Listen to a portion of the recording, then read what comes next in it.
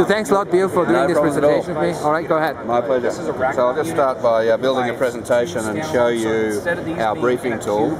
So if I wanted to build a briefing, I can very quickly select my background. Let me just put HP's logo in there. I can bring up content that I might want to use for a briefing. I'll start with a map to provide some context to a story. I can then bring in, I could take real-time feeds off videos through an SDI feed, or in this case I'm just taking videos off the hard disk and integrating them into the map in specific points. So wherever you place them, they stay there? They stay there. And if I can actually embed maps within maps and then content within those maps, so I can do embedded presentations.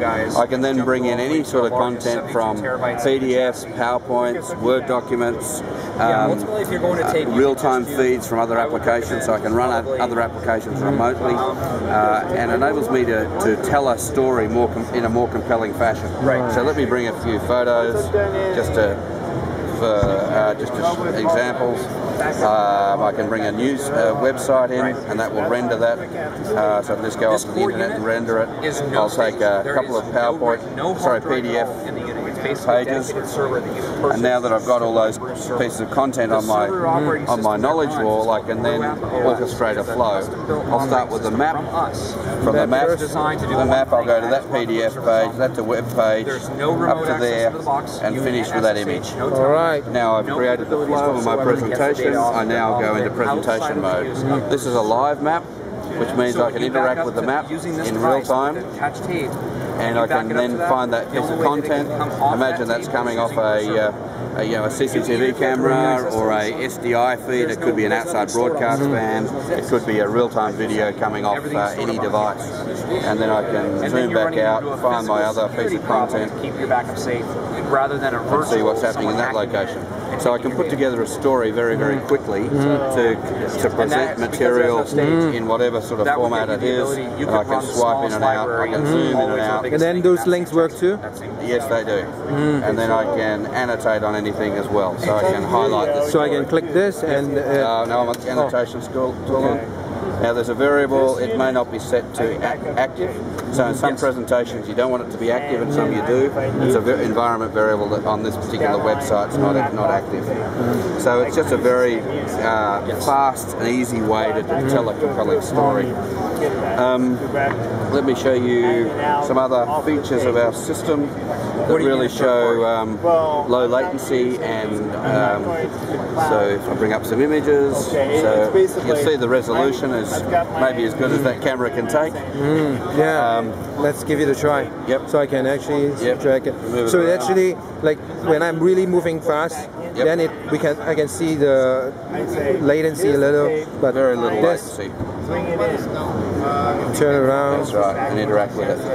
And then we have our stylus, which enables us to, as I get close, it does palm rejection. So as I'm moving my hand around with the stylus, it's not detecting those touches, but enables me with my other hand to control what I'm doing, get to the position, and then I can do my editing or annotations.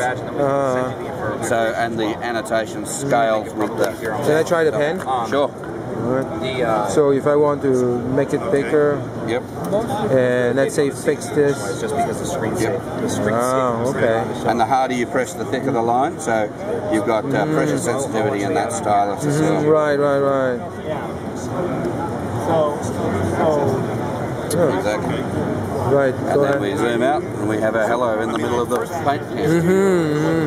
Okay. Right, that's great. Thanks a lot, Phil. No problem. How much is this, and the software? How much is the software? There's so many variables with the pricing.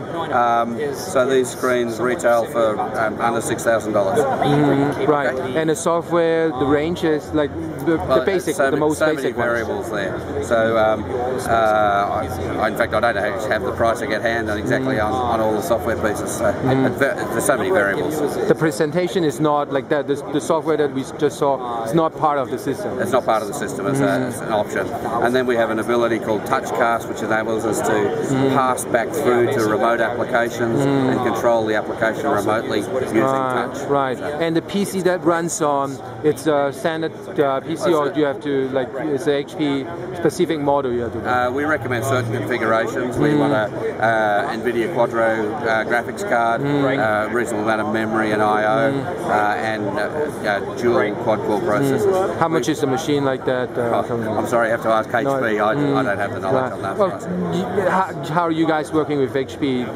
We work your partnership with. Yep, we work very closely with HP. They've got great products, and a lot of our customers use HP. In fact, the majority of the customers use HP with these systems. So the screen is 3M technology, is that right? No, well, in this screen, it's our technology, and we OM some components from 3M as part of that, building that particular product. The benefit of, was it the capacitive, how do you call that, and what is the benefit of it?